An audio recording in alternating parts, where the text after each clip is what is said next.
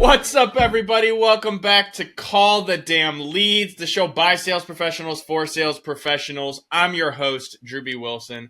With more than 2 decades in sales, I have seen it, heard about it, lived through it, and now I'm bringing it to you, my favorite people on the planet, the sales community, because sales is literally the greatest job on earth.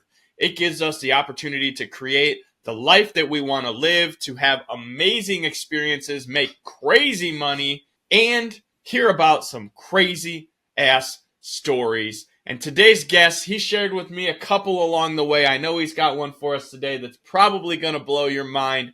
He is also the owner of the Success Profiles Radio and host and writer of Authorpreneur magazine. He is my friend, Mr. Brian K. Wright. What's up, brother? Drewbie, how are you? I am crushing the day, my friend, as you know and well. Very excited to have you on, man. You are literally a writer for life. You help people write their book. You have magazines. You host and have been on the radio for, man, so much time. I'm so excited to hear some of your stories today, brother. My 12-year anniversary on Success Profiles Radio is coming up very shortly. And I've been publishing Ultimate Achievers magazine for 6 years. And you mentioned Authorpreneur magazine. That's actually a work in progress. That's going to happen soon. So that'll be geared toward people who are writing and marketing. I'm gear. Yeah. That is fantastic, man. Very, very excited about that and some other big projects that I can't talk about yet that are going to come to fruition soon.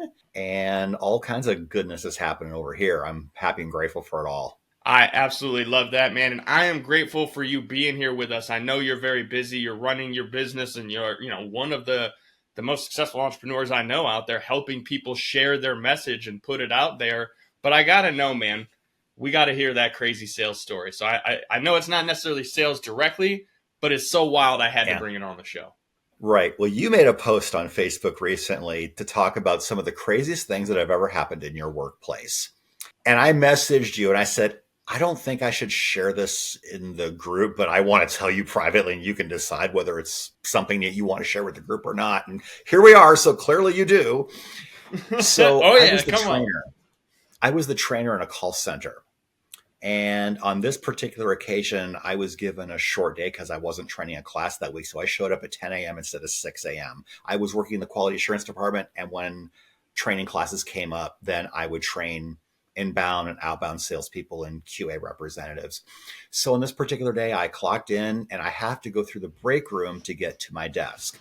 When I get to the break room, I notice something really unusual. There were 3 tables in the break room. And on the middle table, someone had left a giant deuce. I'm not even kidding. And instead of proceeding to my desk, I turned around and I walked over to the HR manager's office. And so I knocked on the door. She said, come in. I said, Kathy, can I talk to you for a minute? She's like, yeah, what's up? I said, did someone get fired today? And she said, yeah, why? I need to show you something. And when I told her what had happened, she said, no. I said, I can't possibly make this up, because there was a surveillance camera in the break room, as there should be at any legitimate call center or company, right? So I said, as of 20 seconds ago, it was still there. I came straight here. I didn't even go to my desk first, but you need to see this. And when I showed it to her, I did this. I resisted the urge to say, ta-da. I didn't. But I showed it to her and she said, who would do something like this? And I said, I don't know if you want to do a DNA test on this. I don't know, but I have no idea. I'm not doing that. And I said, well, anyway, I just wanted to show that to you and share that with you. And I have no idea who would do such a thing, but thanks for listening to me. And then I went to my desk and started on with my day. And I said not a word to anybody about it, because I didn't want that to be the big topic of discussion in the room all day long. I mean, did they ever find the mystery pooper? I have no idea. That's way beyond my pay grade. I don't know. That opens a whole line of curiosity for me. It was impressive, I will say that. And I believe it was sitting on a paper towel. So at least somebody was, I don't know, I shouldn't say sanitary because we are talking about poop. But yeah, it's like, well, my question is, did someone just like walk it in and just place it on the table, or did someone squat in the break room? I have no idea how that happened or why someone would happen. But that's the first thing I thought of, is someone must have gotten fired today. Let me go ask HR. I mean, again, that's why this show exists, because we've seen it and I've probably read about it in some weird, obscure Reddit thread where it's like, oh, I shit on my boss's desk when I quit. But like, I've never Yeah. met someone who actually was now legitimately, man. I was walking in and yep, there was a deuce right on the table there. And Right now, on the again, break-in the table. curiosity of like, did they just hop Now, up there and pop a squat? Did they? I got an. I'm so curious. I will also say I did not eat at that table for lunch that day. I ate at a different table, and I did not tell anyone all day long, and so there were people who ate at that table who had no idea what happened an hour ago.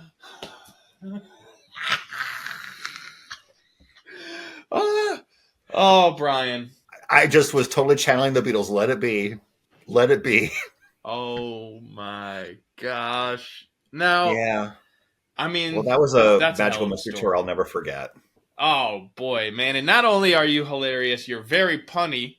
And that is one of the things I love about you, Brian, is that you have a very unique entrepreneurial journey, the way that you approach sales and service, man, I really appreciate about you. And I'm glad that we were able to get you scheduled to be on the show, because a lot of what you're doing is really helping professionals get their story out and help them unscramble all of the tangled webs that they have so that they can get their message across. Because one of the things that you and I have really seen and experienced on our time knowing each other, which I mean, we've probably known each other close to 5 years almost now. It's pretty Probably. wild Yeah. how fast time Yeah. goes. Getting those tactics, getting those trainings, getting that strategy out, when you're writing a book or you're creating SOPs for a business or a sales class, I know untangling that web is an important part. And the way that you approach sales is very interesting. So I'd love to know from you, when you think about sales, what would you say is kind of like your secret weapon or your sales superpower? Follow up. Follow up Mm. is my superpower.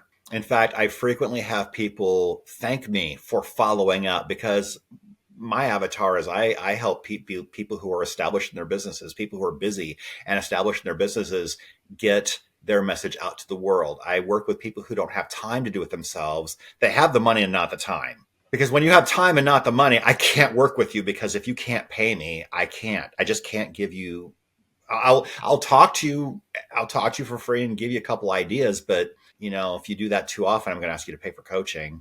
But yeah, I want to work with Fair. people who have money but not time. And I think that's a real solid avatar to have, especially if you're offering a high ticket item like helping people ghostwrite their book for them. But in terms of follow up, I'll tell you, I am not afraid of following up. In fact, I make it a goal to keep it relational.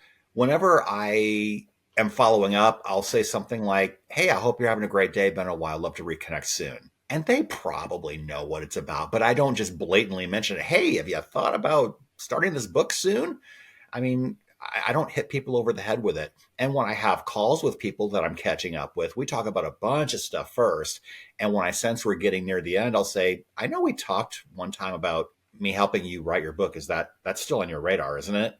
Oh yeah. And then they'll tell me when or why or what their story is. And what I'll frequently also tell them is that the longer you wait to share your message, the longer that someone who really needs you doesn't get to experience your brilliance. In fact, Ooh. yeah. In fact, I had someone today who we've had ongoing conversations for 4 years, and he still hasn't hired me yet. He says he fully intends to. Now, after 4 years, do I believe him or not? I don't know. But I had posted something relating to writing a book back in December before Christmas, and we hadn't talked in maybe 2 years. He responded saying, "We should talk about the book again." I said, "Yes, we should." And so I messaged him. I said, "Hey, so and so, let's hop on a phone call and talk for a while. It's been a while." And so we talked. And this is one of those situations where it became very clear that the wife is the one who runs the show and makes all the important decisions. Mm-hmm. And I wasn't even getting to talk to her. She was calling the shots without my access. And I realized, you know what? I don't think I want to deal with this energy right now. And so I didn't follow up. I think I wished him Merry Christmas. And then I heard from him today, "Hey, talk to my wife about it." And she says, "We're paying for kids' college now. We've got some things in the business going on." And I just sat with that for a minute. How do I winfully respond to this? Because I know what I wanted to say. Put your pants on. Let's do this. But I didn't. I said, well, I appreciate that. Those are all very important things that you mentioned. But in my experience, something will always come up. I look forward to working with you when you're ready. And then he wrote back a few minutes later something about, well, maybe you should talk about my topic on the show so that you know how important this is. And I wasn't sure what he was angling at. And I said, well, I'd be glad to have you on my show after we get your book done. And you can talk about that all you want. Come on. And he gave me a thumbs up emoji. I'm probably not going to bother him again for quite a long time. Because if you haven't pulled the trigger after 4 years, you probably aren't going to. And I also did tell him you probably should understand that the rate I quoted you 4 years ago is not my current rate. You know this, right? Yeah, I was afraid of that. You think I'm going to honor your rate? No. There is a fine line, man. That's what I love about follow-up is that, like, there's the push and the pull. And certain individuals, doesn't matter how much value you provide them, doesn't matter how much you offer them, they have to make the decision to move forward. And one of the things that is, hard for salespeople to understand is that not everybody is going to buy from you. And I'm not like, in this situation, the guy obviously wants it. He hasn't been able to sell his wife on why he needs to write this book for himself. And like, hey man, that's a whole conversation. That's a different conversation for another day. But the follow-up is key, because you just continuing to be a good person and be there and be ready when the time is, he's going to have to make a decision to commit, and he's going to have to pay your rate, whatever it is. So that's the follow-up is the king, and that's the way to do it. Absolutely. And I will also tell you, and I know this is true for you too, I am not afraid to fire a client if I have to. I don't have to do it very often. I've only had to do it twice. One happened when, here's an interesting scenario. A few years ago, I wrote a book for a friend who didn't have a lot of money, but he's a good friend. And so I wanted to help him. So I gave him I gave him the bro discount. A couple years later, he referred a friend of his, an equally broke friend of his, and I quoted him my full rate, what it was at the time, and he was fine with it. He wanted a monthly payment. I'm never doing that again, by the way, because he paid me 2 monthly payments, said he lost his job. He got a new job 30 days later, but he didn't start paying me again. And so I stopped working on his book.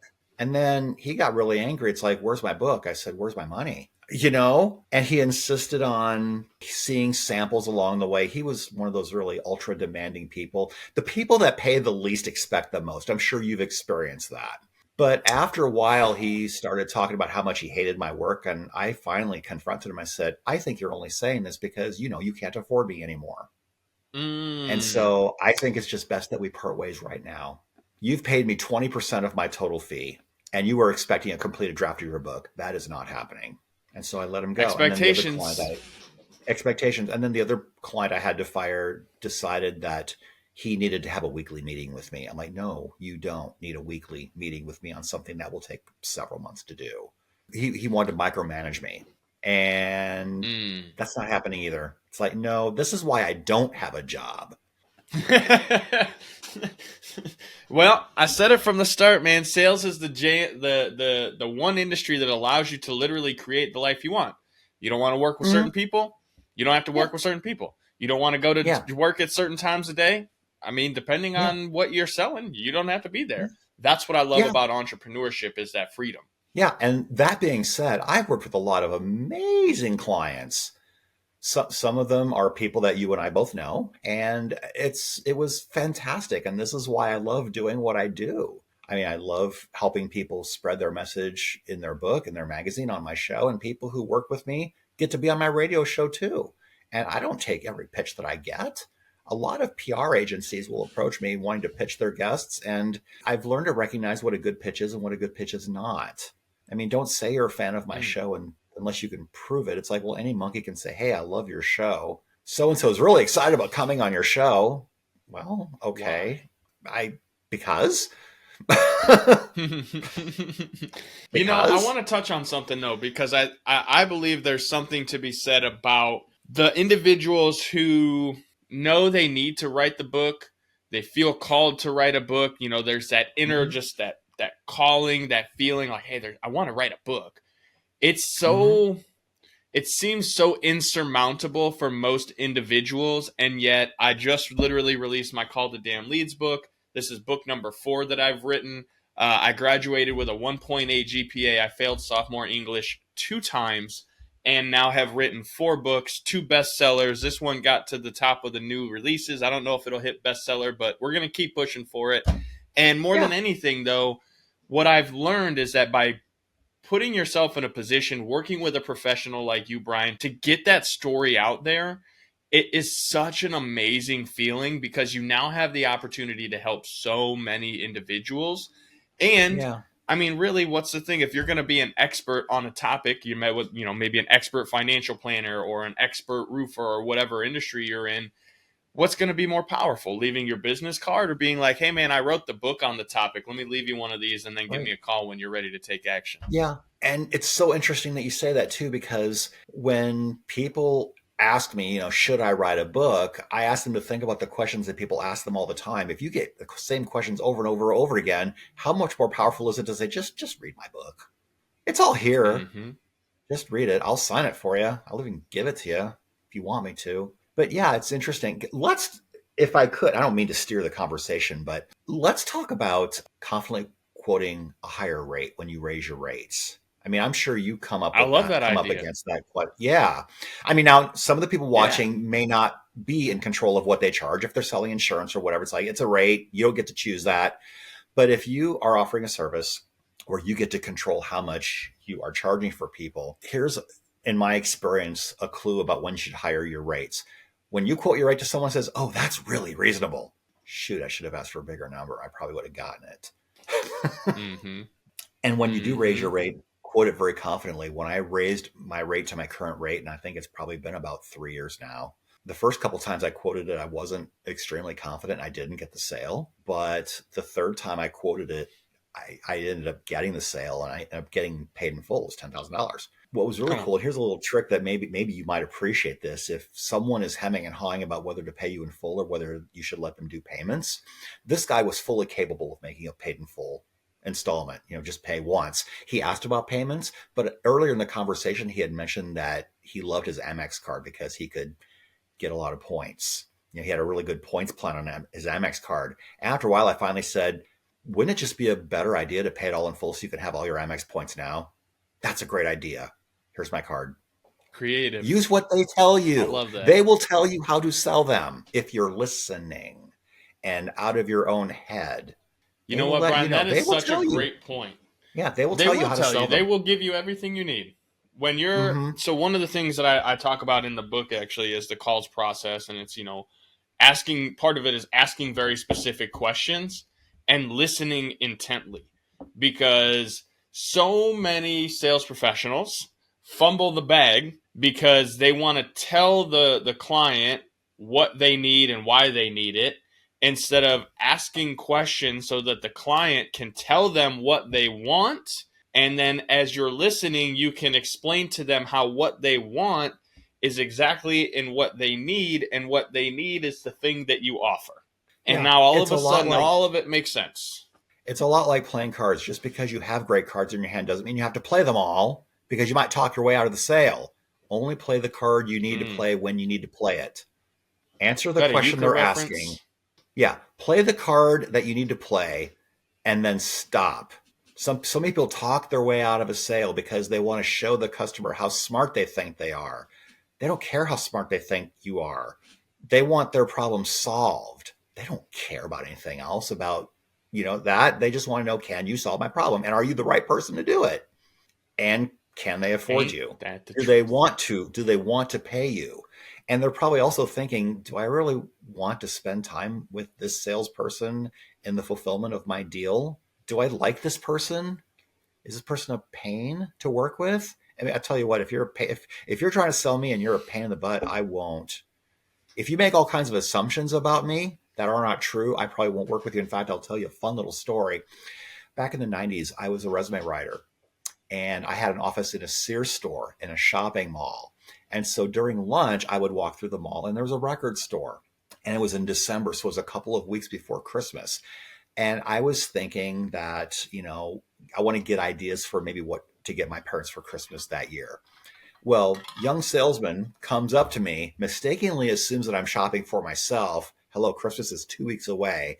first of all, you should be asking me, who are you shopping for today? So he started pointing me out to all the music he thought I would like instead of the music that I was actually looking for. And I was on my lunch break, so I could legitimately say, I'm just looking now because I'm on my lunch break, but I might come back later because, Christmas is coming in a couple of weeks. I have to buy something sometime. Mental note, I did not buy anything from this person because he didn't ask me why I was there. Now, was I being too hard on him? No, but I'm not going to reward stupidity. I just won't. That's just a thing I That's the beauty have. of sales. I don't reward incompetence. I just don't.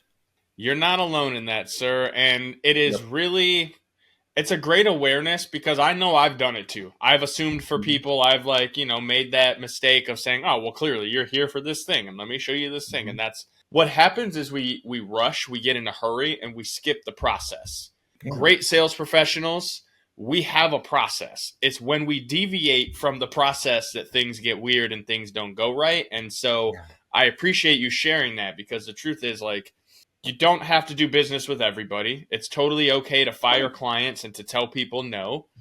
And also, it's very important that as a professional, you understand the nuance of working with other professionals because especially sales professionals, we're judging you. We're judging us. We're judging you. We're judging your pitch, the way that you approach. We're judging the way the business works.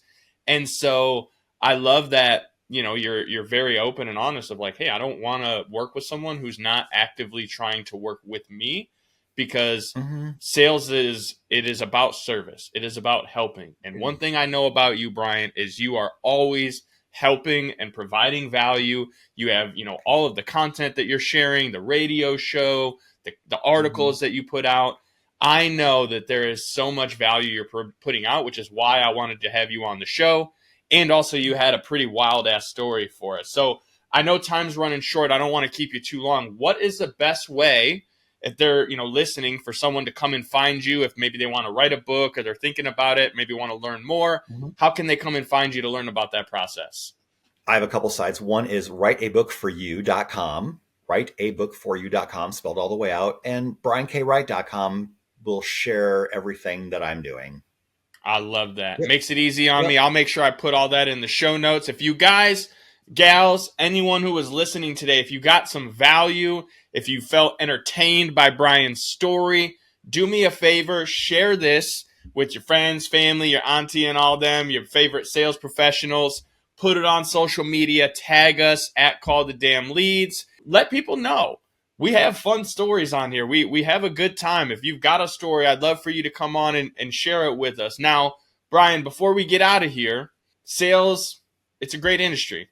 Gives you an opportunity. Anyone, any background can literally come into sales and change their life. If the person listening today is new in the game and you could give them one piece of advice on how to be successful with this industry, what would you tell them?